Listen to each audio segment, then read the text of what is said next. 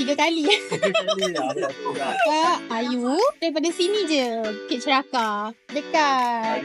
Masa tu memang macam dah dengar-dengar orang cakap lah.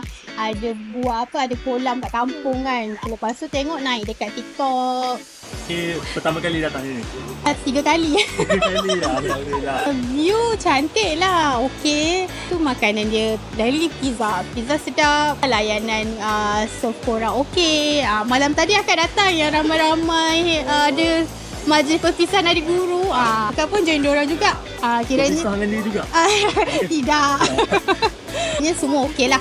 Yang tengah tu lah sebabnya punya bilik ngam-ngam kat kolam. Oh, betul. Ngam-ngam kat kolam. Lepas tu malam tadi ada chef cakap kalau beli ni dapat join yang percuma boleh menginap tu kan. So agak ingat nak join lah, mana tahu rezeki.